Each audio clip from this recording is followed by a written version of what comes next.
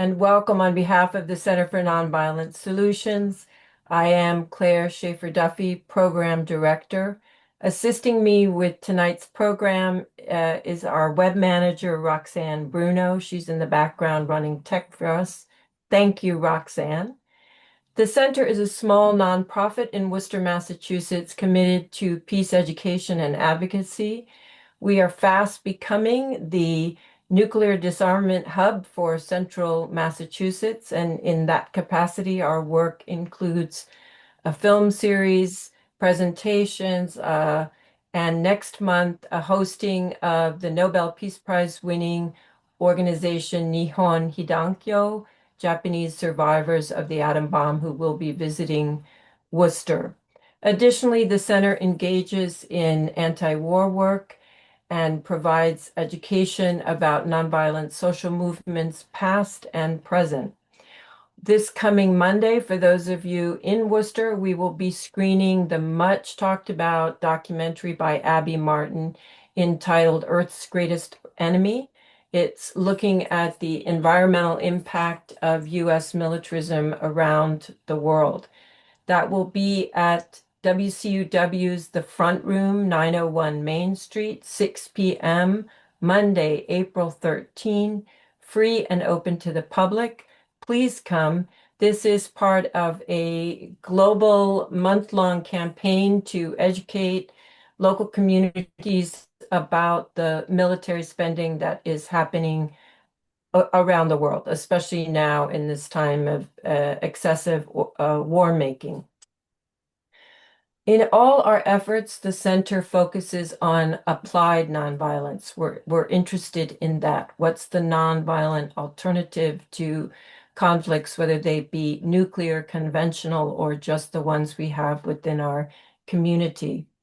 Tonight's presentation is going to give good example. We're so pleased to have Jeremy Brecher and Jackson Potter lead us in a discussion about the social strike, its historical roots and present day application. Some of you this evening may have attended No Kings rallies in the last couple of weeks. If you were at the one in Worcester, you would have heard U.S. Representative McGovern and some of the other politicians telling the crowd, you have power. But what is that power that ordinary people have beyond standing at a rally or calling their rep or writing to their rep? We're going to look at one of those tools tonight, the social strike. Jeremy Brecher, who will speak first, is a historian, documentary filmmaker, activist, author of books on labor and social movements. His work has centered on understanding and nurturing the process he characterizes as common preservation, in which individuals and groups shift from feudal or self-destructive efforts at self-preservation to strategies of collective action to promote their well-being. Jackson A. Potter has been an education activist since high school, when he led a student walkout in 1995 at his own school. He became an educator so he could ensure that Black and Brown Chicago public school students received equitable access, maximum opportunity, and dedication from their teachers. As vice president of the Chicago Teachers Union, he helped inaugurate the national MayDay Strong coalition. In September 2025, the coalition organized more than 1,000 events in all 50 states, bringing together the largest, strongest, and most militant Labor Day events in a generation. And we're mindful that there is local organizing going on for a MayDay Strong event here in Worcester. So I hope that our conversation will provide opportunity for some of those organizers to discuss what they have plans for. I am aware that at this very hour, there's also a national meeting for MayDay Strong, and Jackson has been so kind to give us his time at a crucial organizing moment for himself. So Without further ado, I will give the mic to Jeremy. I do want to say we'll give each of our speakers about 10 minutes or so, and then I will ask a couple of directed questions and we'll open it up to the audience. We want this to be a fruitful and practical discussion about the potential of the social strike, especially at this moment in our country. So lead us off, Jeremy. Okay, well, it's great to be with you all. Thank you very much.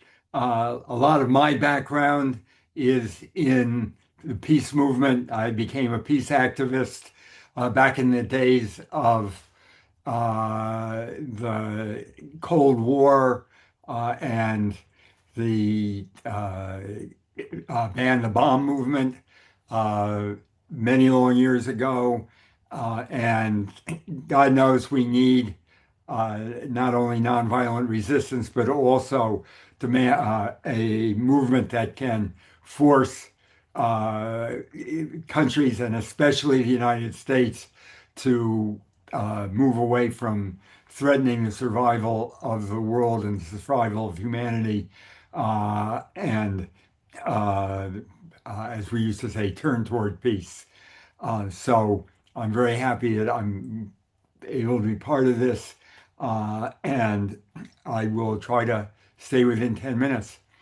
Um, this program is titled Social Strikes, and I'm sure many people have good reason to say, what the heck is a social strike? I've heard about miners' strikes and I've heard about student strikes, but what's a social strike?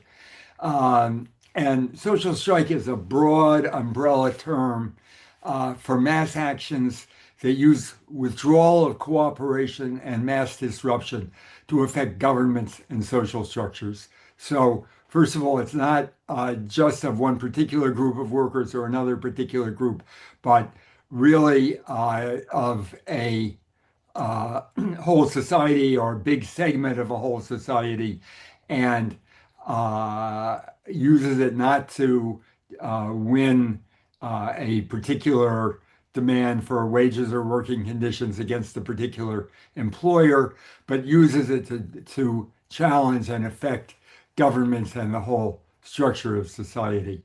So, what does that mean in practice? Well, it includes things like general strikes, political strikes, mass popular people power uprisings, things that we've seen sometimes in the United States and very definitely around much of the rest of the world. And I'll get to talking a little bit about that in a minute.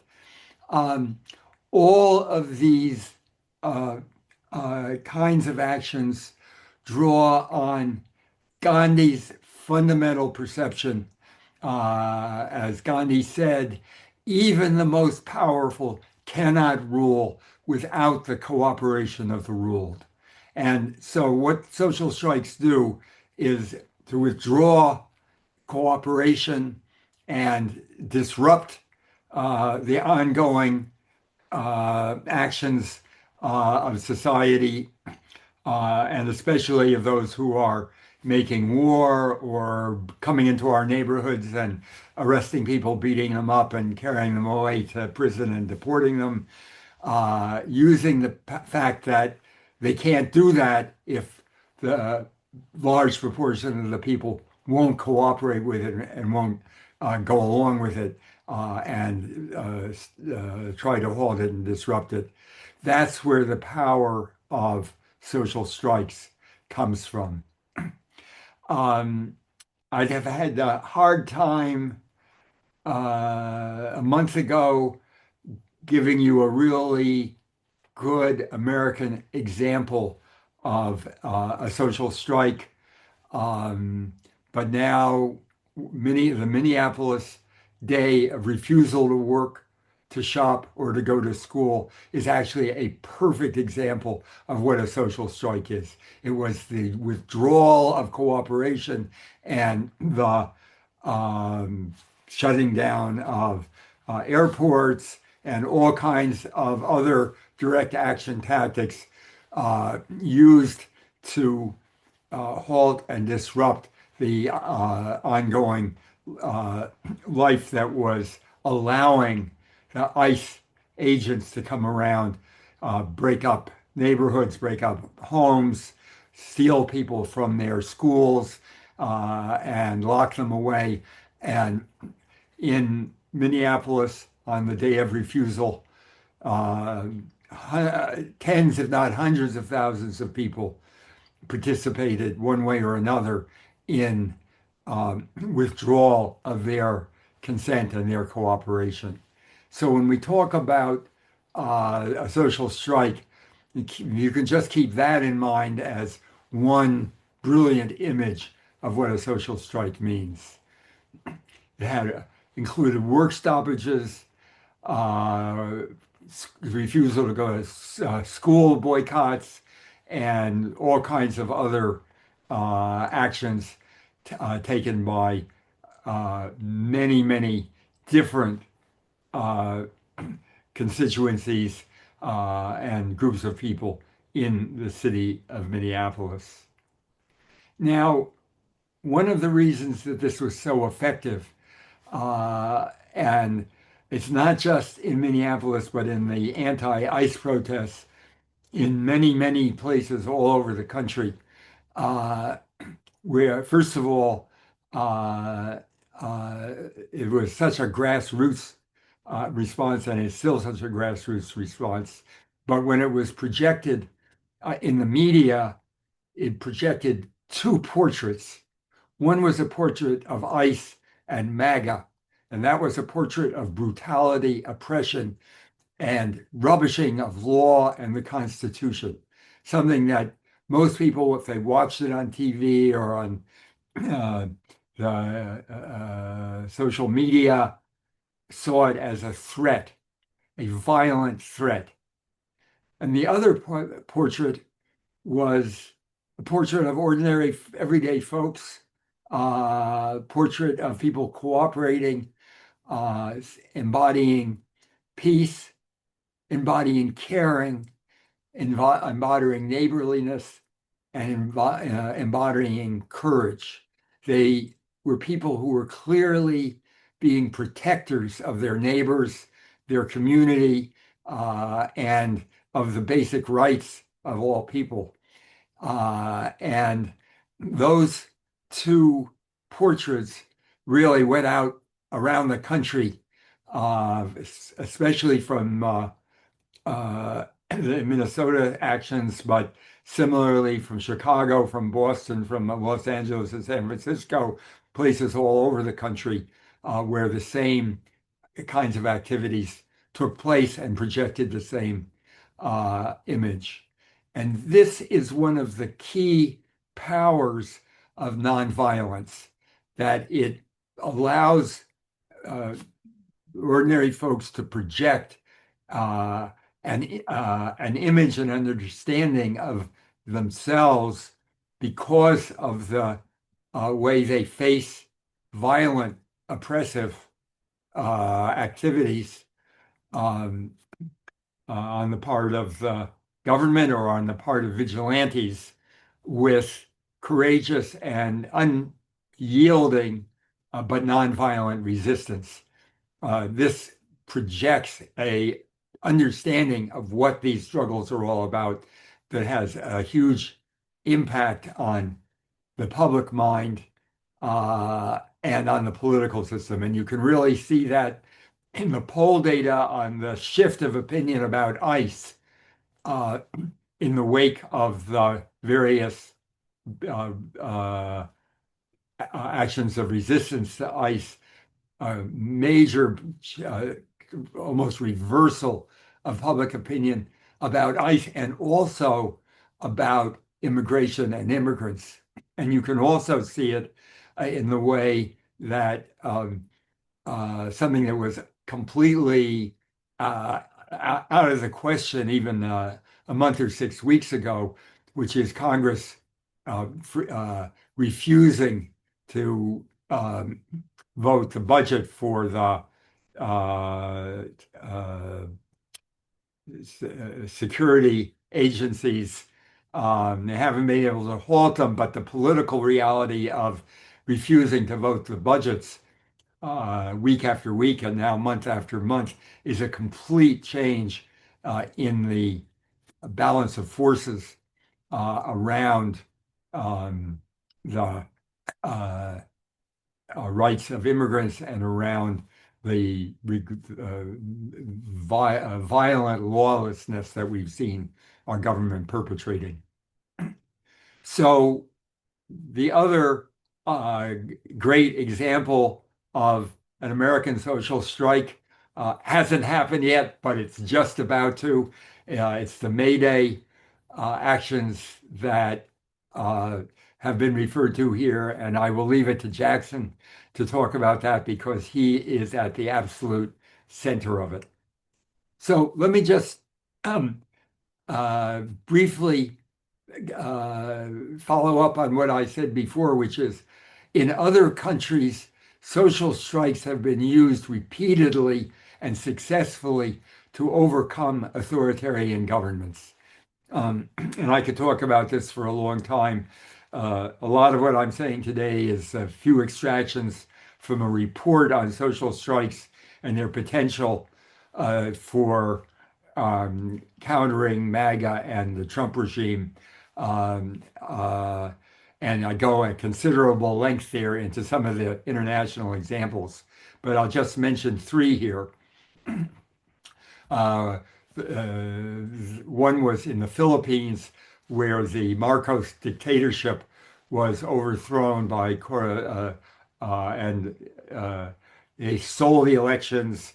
Um, they um, uh, had hundreds of arrests, mass violence, and in the context of that, the hundreds of thousands of people went into the streets in the capital and blocked the um, uh, the repression, and then um, the military went into revolt and refused to to suppress the crowds that they were being ordered to do by the Marcos dictatorship. Uh, and then the people went and surrounded the military and used nonviolent direct action to protect the military against the attacks of Marcos's thugs. And as someone here has put in the chat, this is became known as people power, and it's the origin of the use of people power as a term to describe this kind of mass popular action. Another example was in Serbia, and this was a much less sudden thing. This was a months-long campaign against the Milosevic dictatorship. Again, a pseudo election that was stolen, but the popular forces had been mobilizing and organizing to deal with it for months. Situation very like what we may be facing, in which what they did was to have election monitors and protection of the polling places and a whole series of means of preventing the corruption of the election. And then when the election came, um, Milosevic announced that he had won, even though every poll and every observation of the polling places demonstrated that wasn't true. And again, Paul called out the um, military. People got on their cars, buses, trucks, anything they could find, poured into the Capitol, and eventually the military, when they saw the size of the crowds that they were being ordered to suppress, realized that they were being asked to suppress their own people and refused to do so.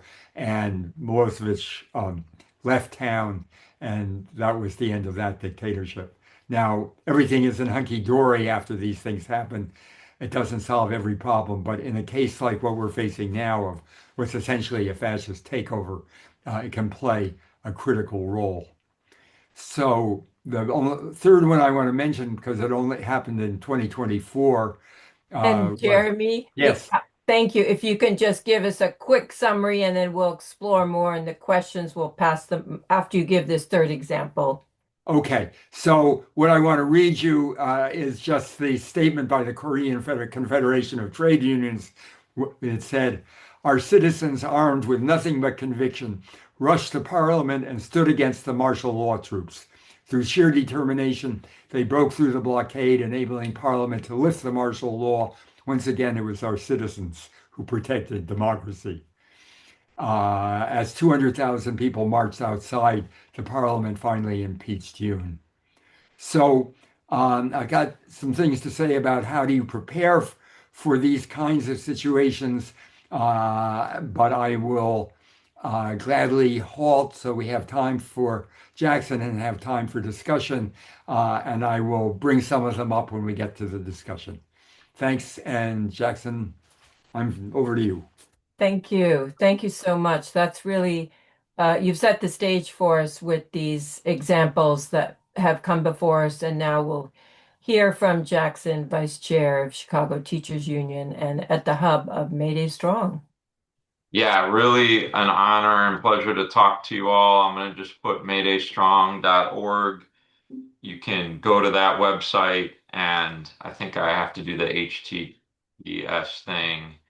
Um, and you can put in any of your events that either you're planning or participating in that may not yet be on the map. And I want to just explain a little bit of the strategy and the tactics involved in, reviving May Day.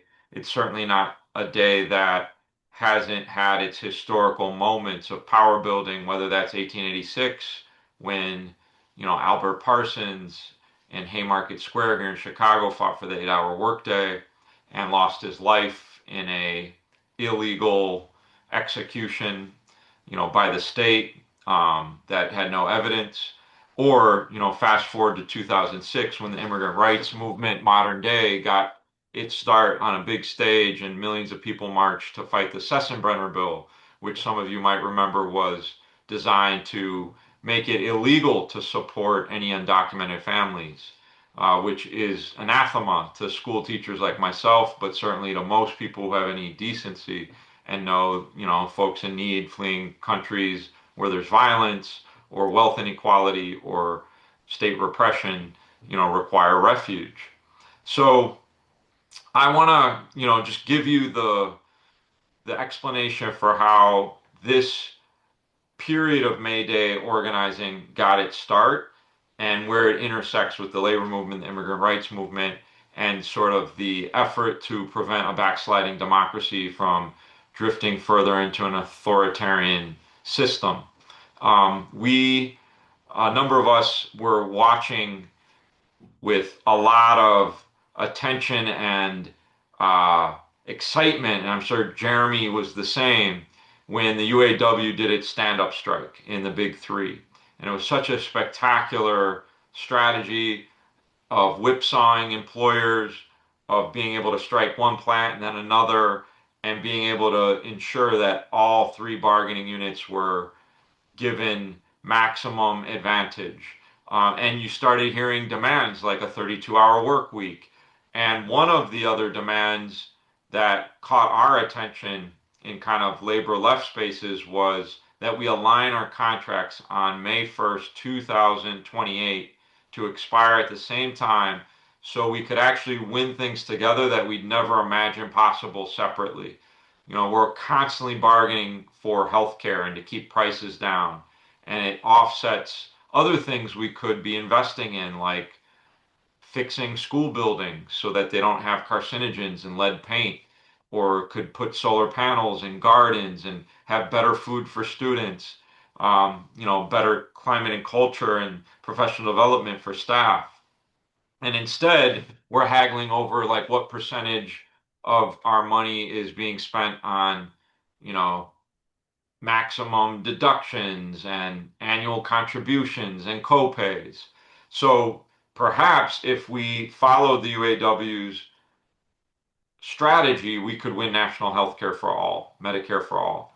Perhaps we could have child care for all instead of, people going bankrupt trying to send their kids to pre-K.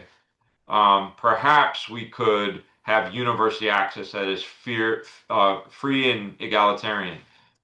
Things of that nature that would be good for all workers, not just those who are increasingly isolated because union movement has been diminished, and can bargain for those things. So, seeing that, we said, okay, let's start mobilizing on May Day and build this muscle and get to the point where on May Day of 2028, we might be actually capable, ready to have a wider dimension of the labor movement, both workers organized and unorganized, going out together for some shared common demands. And lo and behold, Trump got reelected. And what we started to think about is like 2028 is too late. And Sean Fain himself, the UAW president, said as much in March of last year when we first convened, 400 plus people to start, developing this approach.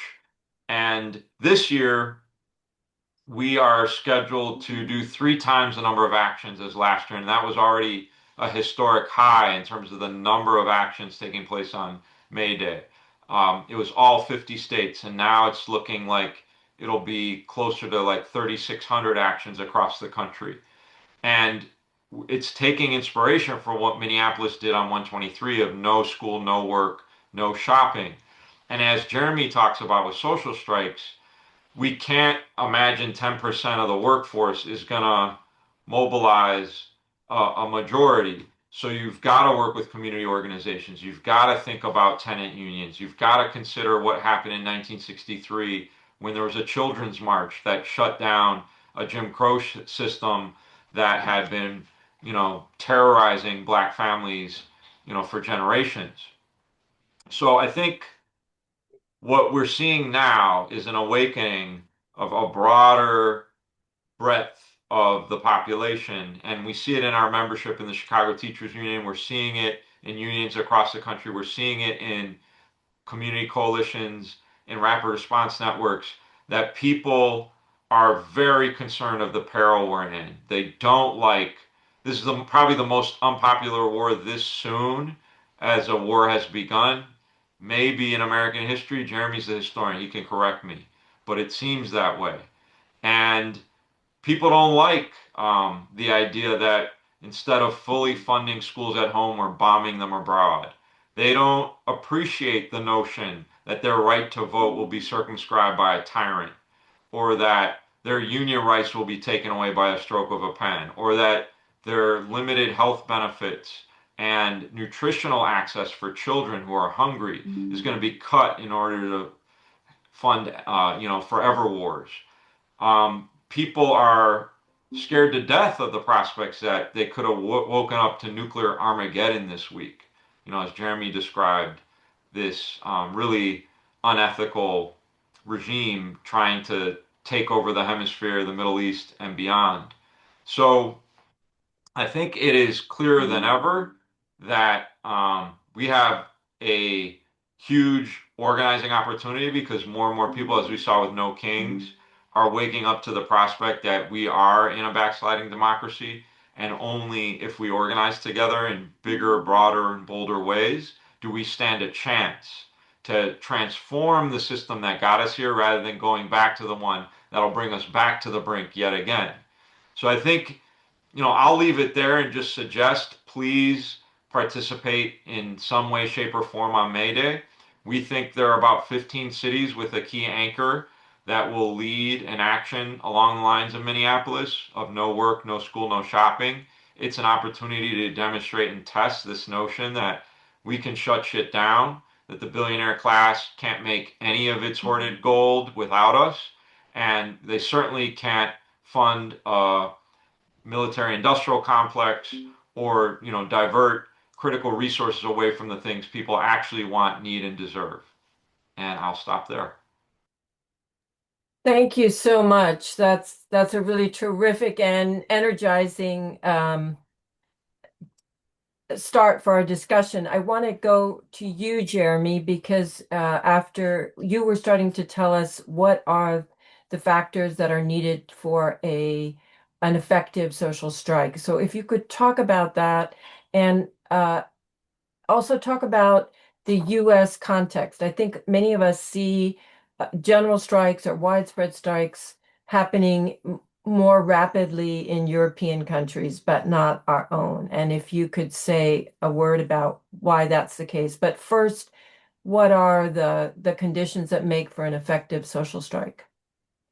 So um, the, there was a quote from a study of strikes a century ago that said strike conditions are conditions of mind. And that's especially true in a situation like this, where it's not an organized body of workers who are organized into one union and used to working together. The kind of social strike that we're talking about here involves, as Jackson said, bringing together all kinds of people from very diverse backgrounds and having them come to a common understanding of what's necessary. They don't have to agree on everything, but they have to agree that the particular situation they're facing requires a response. And that's why I say strike conditions are conditions of mind. That means you can't make a plan in the way that you might plan a uh, summer festival or something like that. 6 months in advance, you start lining up your participants, you start doing your publicity, et cetera, et cetera. It's really par uh, dependent on a lot of people being ready to move. If it hadn't been for the ICE shootings of Minneapolis residents, it's not clear that that event would have been what it was. And that's something you can't plan for. You can know that it's a possibility, but there's a great deal you can do to prepare for these kinds of events and kinds of situations. And I think there are a lot of lessons from Minneapolis and from the other um, resistance to ICE in cities around the country. Um, in many of, maybe most of them, maybe all of them, mass training has been a critical piece of what makes this lays the basis for people to understand what's necessary and to act on it. Um, and there's lots of training organizations and resources out there. Um, MayDay Strong can refer you to some if you don't have some, but you probably have some here locally or in the region. Neighborhood-based rapid response networks have been absolutely crucial. My understanding of the Minneapolis situation happened when an old friend of mine sent me an email saying we've got 1,100 people in our neighborhood who are part of a rapid response network. And I said, ooh, something's going on here. Um, Another thing from Minneapolis, focus on the corporations that are backing MAGA, backing Trump, backing ICE, backing the destruction of our democracy. And this has been extremely successful. The Tesla takedown that drove Elon Musk out of Washington was sort of the grandfather of the ones that are happening now, the Target boycotts, and many others. That's a critical piece of the strategy for Nine. And the one other thing I want to mention is, and Jackson said this too, we have to broaden the issues and the constituencies that we're appealing to. Um, Many people uh, may be completely against the destruction of democracy. They also have to get healthcare, housing, and food for the members of their family. And the affordability, the kitchen table issues have to be in the forefront of many people's minds. And I think one of the things our movement needs to do now is um, to start incorporating those demands and those concerns into the way we present what we're doing. Uh, Jackson's MayDay Strong organization has done an affordability, a plan for real affordability, and that's a perfect example of what I mean. But we can build that in to the messages that we're giving locally um, to draw in people who it's not that they're on the other side or don't care about democracy, but they have to care about kitchen table issues. And if we care about kitchen table issues, which most of us are also facing, that's going to make a way to have a much bigger outreach to a wider audience. Thank you. And Jackson, for you, you talked about the importance of labor aligning their contracts. Could you explain that a little bit more for our audience, for those of us who are not in unions? Why is that an important aspect of creating conditions for a social strike? Yeah, I mean, I think the best example in recent history is what's been called the alignment strategy in Minneapolis. Oftentimes, I think we see the spectacle of ICE terror and think, oh, that was a catalyst that just built instantaneous momentum in Minneapolis among movement organizations and forces that led to this, incredible resistance that, led to the firing of Bovino and Nome. But in reality, it's been a long time um, strategy of aligning contracts, and SEIU Local 26, Greg Namacher, has been at the center of that, and the teacher unions have been at the center, and some of the faith organizations like Isaiah have been heavily involved, and some of the immigrant rights networks as well. And what they did is, you know, developed a, and I'll throw an article about it from In These Times into the chat. They developed a common expiration where they all agreed in some of the key unions that they would be fighting for some of the same things legislatively and contractually, and that there was no shame in anybody's game if they were able to settle their contract, but they would not relinquish the shared demands, legislatively or in terms of city council. So it was demands like dignified work, stable housing, and a livable planet with good schools.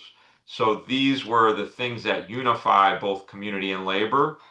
And a number of those unions were able to go out on strike in recent years together and win more as a result.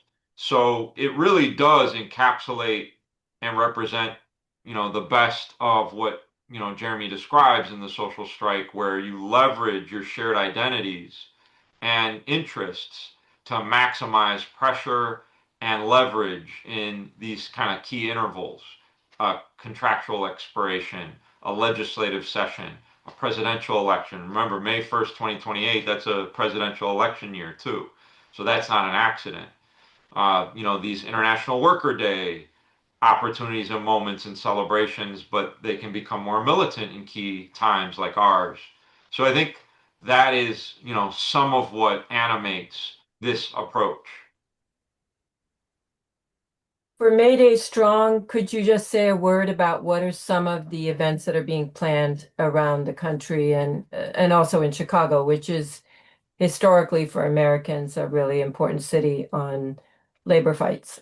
Yeah, I think, similar to the model of St. Paul educators, where they took mental health days because of the ICE terror and then were able to shut schools down on 123. We're seeing that, in Durham, in Raleigh, People are taking personal business days, and that will likely generate a widespread participation because you can see the multiplier effect. In Chicago, we've called on a day of civic action of no school, no work, and no shopping.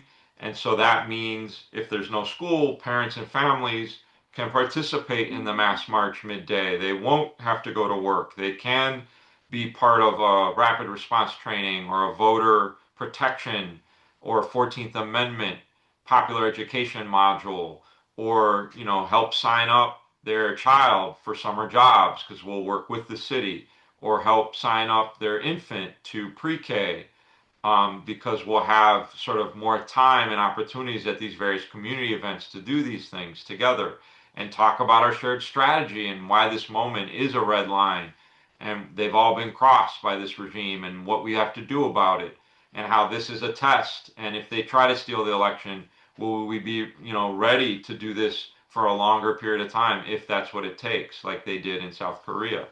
Um, so yeah, I think in terms of kind of go to the MayDay Strong site, where that is going to grow by leaps and bounds as we get closer. In Chicago, just to give you an example, we're working with Operation Push, Jesse Jackson Jr.'s organization, to do voter registration, do more like how do you tell your story with young people using TikTok, where it's more politicized. How do we at our union, respect and honor the tradition of Chicago May Day and what it means, and then march together at 1 p.m. in Union Park, which is aptly named.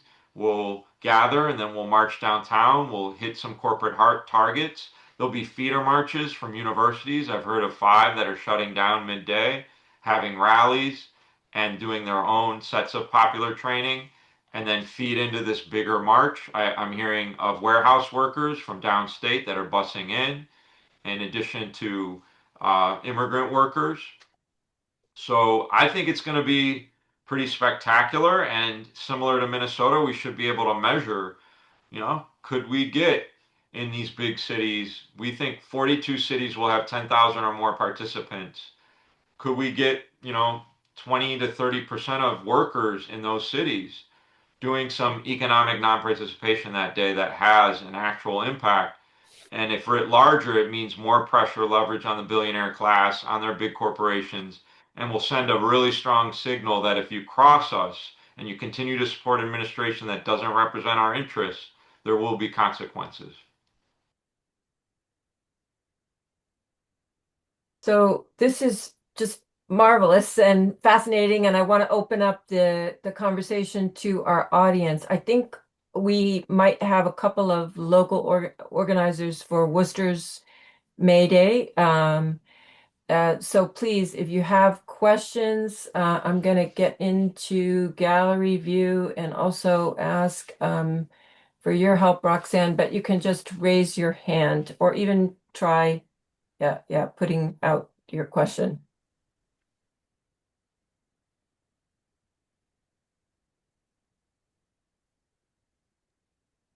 Sorry, I cannot. I'm looking at my screens here.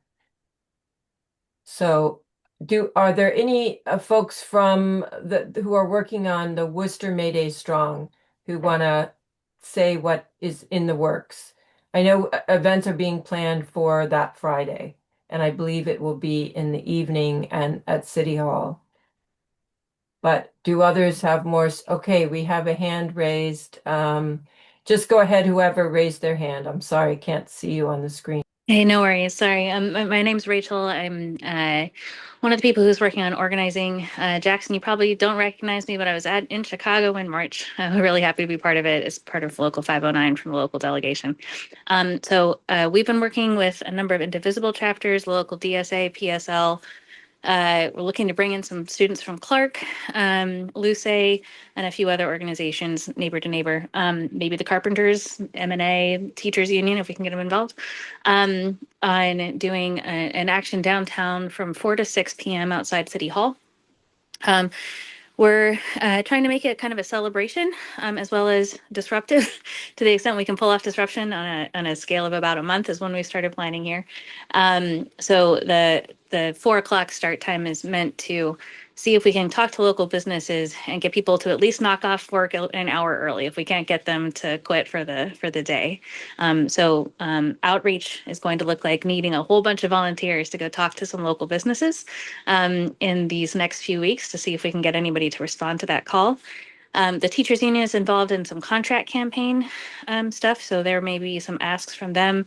One of my union's agencies is looking at a potential closure really soon, and so they'll probably have some asks. So we're going to have some real like very local action fights for people to get involved in. At the march, there will be then a march likely. We're looking at exactly where to go to target to get targets, but we have an enterprise. This was one of the national level targets for MayDay because of their cooperation with ICE. There happens to be one quite close to City Hall and near the federal building. So we're looking at possibly going down to the federal building, making some points about anti-war activism, and then possibly over to the enterprise to let them know we don't like them supporting ICE, and then head back to City Hall. Integrating that with some cultural celebration. We're hoping to get some of the local like school-based cultural clubs, dance clubs, musicians, things like that to come out and also just celebrate America as a place of immigrants. So food trucks hopefully also. So combination celebration and the what disruption we can manage on a kind of a compressed timeline. Wow, that's so impressive, Rachel. I've been privy to just a little bit of the discussion from the organizers. Thank you. If people want to know more and how to support the Worcester effort, where do they go? What do they do? Such a great question. We've mostly been organizing on a Signal chat, which is not a very user-friendly thing for new people to get involved in. So what I would say is if you're interested in getting involved at the moment, you can email me at my work address and I will get you connected to the right people at networks. Also, sorry, I've got my 3-year-old is wanting attention right now. I'll put my email in the chat. Okay, Rachel, that's great. And we'll include that in a recording of this talk with your permission, if that's all right, Rachel, so that people have that resource. Beth, you have a question. I just wanted to add on to what Rachel said. We had a little meeting the other day. So Worcester Indivisible, we have a set spot at the UU that we meet. And Rachel, I don't know, I was thinking that it might be a good idea to invite people to this Saturday's meeting, That which would be you will great. be. Yeah, if you're open to having lots of new people, feel free to come by. I would say to the Unitarian Universalist. There we go, Yeah, church, and I think it's 1 to 3. 1 to 3 on Yep. Shore Drive in Mhm. Worcester. And we'll be talking more there and brainstorming some more ideas about other things people might want to see as part of the event, and then putting together some concrete tasks for folks to help make it happen. So, Rachel and Beth, I just want to point out that Jackson is requesting that you enter your event onto the MaydayStrong.org map.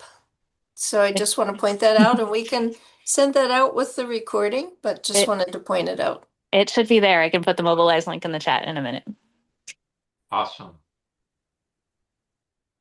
I do want to say, like, what you're describing is exactly what we're attempting in growing this effort is people got to get in where they fit in, and I think you're doing it well in terms of how do you get people to do maybe a little more than they did last year, cut off work a little earlier, take a sick day.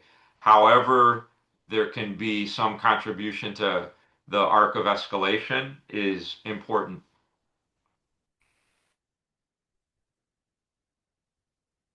Great.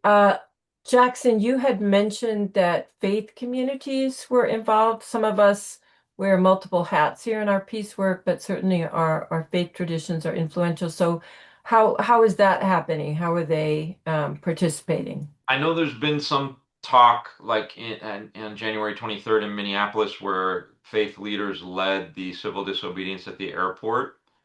You know, could that be replicated? I haven't heard, you know, all of the plans going on, and some of them aren't like publicly declared and may not be. It may be actions that are planned a little more with strategic ambiguity. So, that could be a contribution. I know in Chicago there's some faith leaders that are gathering at like 10 a.m. at a corporate Target and, demanding that they be held accountable. So I think there's any number of ways faith leaders could contribute. At the big rally in Union Park, there's also kind of a prayer happening at the beginning that's, all across faith communities throughout Chicago to, bring people who are linked to those communities into this movement as well. Sheila, you have a question. Yeah, I just wanted to ask Rachel about I got today two emails. One was the 4 to 6 on the Common, and one was 6 to 8 in front of City Hall, which is right around on the opposite side. And there was some confusion on No Kings because there were two different actions that day too. Is this being coordinated at all? Because 4 to 8 is a pretty big commitment. Yes. So we're not aware, the group that I'm working with, we're not aware of who's actually organizing the 6 to 8. We've reached out to see if we can be connected to them and if they'd be willing to work together. And at the very minimum, we want to make sure that whatever's happening, the events are complementary and not conflicting. So we had already put in for a permit at City Hall when we saw that other Mobilize link go up.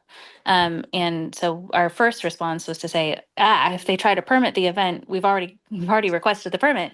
Let's see if we can reach out to them and see if we can work together on this. But then people started seeing that link and asking if that was what we were planning. And we said, no, it's not. All right, let's get our event up and we'll pick 4 to 6 so that we don't conflict with the one that's already up there. So we're still waiting, hopefully, to be connected with them. We've reached out to the MayDay Strong support email and have a conversation going with them over email thread. But I think depends on whether or not whoever is organizing it wants to work together.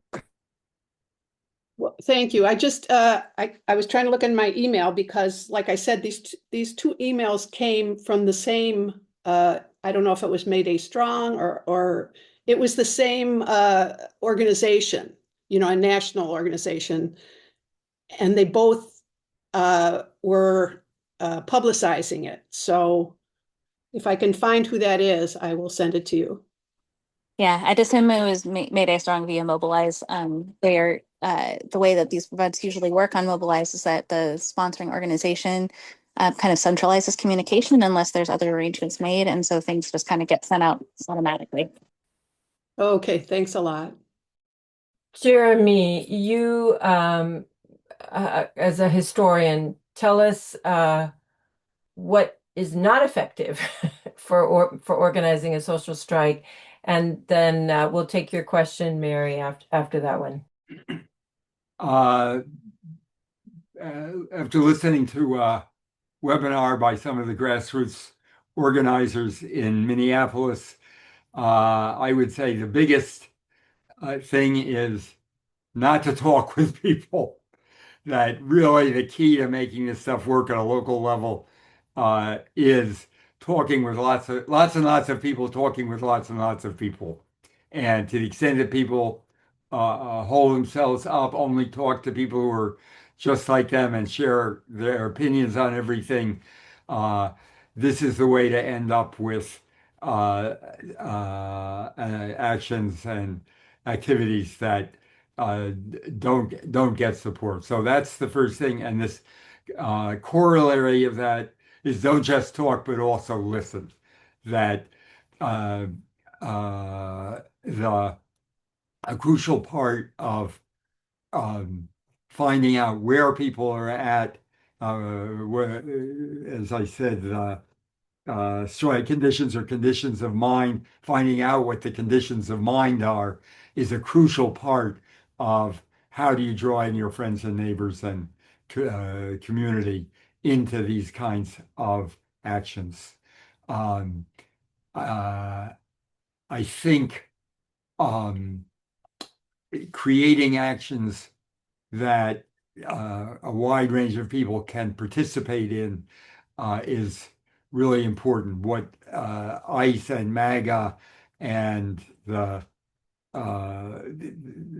their strategists want is to have our demonstrations and our actions be the kind of thing that drive people away, that people say, oh, I wouldn't do that, or that's terrible, or I'd be afraid to go to an event like that.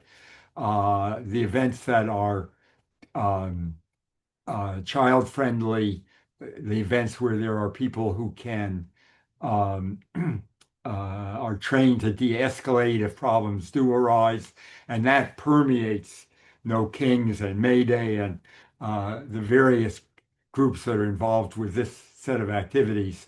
Uh, I think that that is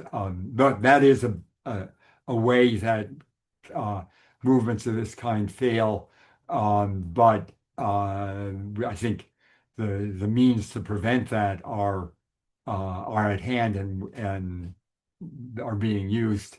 And the other thing is the other side of that, which is people people can be made to feel isolated and afraid, uh, and um, the old saying, "Courage is courageous." We're under essentially a fascist attack, and that's happening not just with ICE agents with their guns and clubs, but it's also happening in our universities and our colleges. It's happening in our schools and our neighborhoods. And the whole purpose is to intimidate people. If people are successfully intimidated, then uh, their movements fall apart and they're not able to make resistance. So a crucial part of this is to support each other and protect each other against those kinds of attacks. Again, these are things that can make movements fail, but they're also things that we have in our traditions and in our experience, powerful ways to deal with. Amen. That's very true. We have many examples as Americans of nonviolent social movements that have really changed the variables. Mary, you had a question. Yeah, thank you. Rachel, what I'm hearing is a rally. Is there any talk of a march? In Worcester, we had a group once walking from Holy Cross down to the Common, and we've just had a Good Friday walk from San Marco down to All Saints. So there is some faith-based experience with marching, and I was wondering if what you thought about that, if that's going to be part of what your action is. Yeah. So we are planning on a march at this point. It's going to be, it's see if we can pull it off. We have enough marshals and things for that to work. What we're looking at for the route is starting at the Common and then going down to the Federal Building, looping over to Enterprise, and then back to City Hall. And the idea would be to kick off with the rally and have the march at the end. And then the march would circle back to City Hall at the end. So in case folks want to have to stay around for that 6 to 8 action, and we'll be getting them back for that as well. And also probably people will be parking over there and will want to get back to their cars. So starting with the rally, circling from around there, and then ending up right back at City Hall for folks to be back where they started. That's great. And the center will be more than happy to help with any peacekeeping, gathering some people to help with that if you need that. Are there other questions, other questions from the audience? We're coming up on the 8 o'clock hour, and I want to give our one last opportunity for a question and then any closing observations from Jeremy and Jackson, and I'll close us out with an announcement.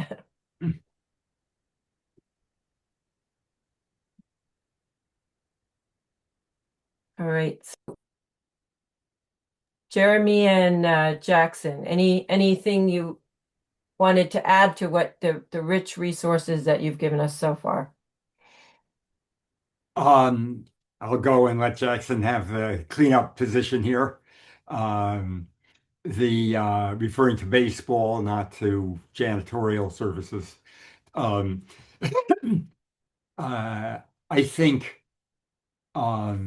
when you look at the great mass movements that whether it's the civil rights movement, whether it's the movement against the Vietnam War, whether it's the international social strikes that I talked about earlier, you find that at the micro level is where what they're all dependent on. They're all dependent on people organizing, their friends, their neighbors, their communities, their co-workers, and cooperating. It doesn't happen because the word comes down from above. It doesn't happen uh, because some leader who everyone worships gives them the orders to do it. Of course, there's a role for people who can inspire other people, uh, but if it doesn't actually get embodied in what people are doing in their own communities, their own workplaces, their churches, their religious institutions, their PTAs, their all the institutions and gathering points within their communities uh, the potential doesn't get realized. And conversely, the reason that something like, and I'll give the Minnesota example again, but we were looking at the same thing with Mayday as we were with No Kings. The reason that these develop power uh, beyond what anyone expected is because people in communities like this said, we're uh, not going to let these horrors go on. We're not going to let these devastation of our lives and our neighbors and our friends go on without standing up to it. And it's when people feel willing to do that and take that step that social movements and social strikes leap beyond anybody's expectation and develop a power that can actually address the problems that they're facing. Wonderfully inspiring closing observations. Jackson, we turn to you. Yeah, I mean, I think Jeremy said it. It's like people who have a vision for a better world, we have to draw upon, two great traditions of organizing and movement building. There's the structure model, that uh, has been, talked about a lot in community organizing, and union methodology in terms of bringing union campaigns. And then you've got the momentum model that, Francis Fox Piven talks about, where, you have a civil rights movement that suddenly draws thousands to different events almost spontaneously. And I think what we're seeing now is a moment to really merge the two efforts. So I would encourage people, after May Day, we want to turn that momentum into structure. After the next No Kings, we've got to kind of sit down and talk through what does it mean and how do we build deeper structures that are durable and capable of the actual transformation that we're all seeking. And so I'm just going to put one last resource in the chat. We have Solidarity Schools. It's sort of, you can do it yourself. You can try to, if you have a good nucleus of organizations in your city, village, township, it's another way that we can build collective power and sort of new overlapping structures, and coalitions that maybe we've always needed but never quite achieved. And now we have opportunities to do it because people are more open than they've been in a long time.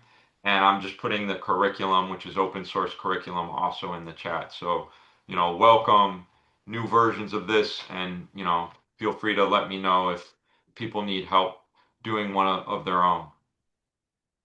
That's terrific. Thank you both. We are so pleased that you gave your time to us tonight and really feel inspired by the practical observations, the history that you offered, the concrete examples. We're really grateful, and I'm so grateful, Rachel, to hear the details of Worcester's action. I'm going to just remind everyone one more time, join us Monday night. That's April 13 at WCUW radio stations, the front room, a super cool venue for the screening of Earth's Greatest Enemy. This is looking at the impact of militarism on the environment, U.S. militarism specifically, and comes before Earth Day. It's also part of a global campaign to educate everybody on military spending and what it means for the planet, not just for the humans, but for all the creatures on our beautiful planet. So thank you. Check us out. We will be sending a recording and the resources that Jackson provided, and within the week to all of you who registered, share it. This will also be on the YouTube channel of the center and our website. So really, thank you everyone for joining us, and spread the word to the communities and constituencies that are part of your world, and let's build the beloved community. Take care. Thank you all. Okay.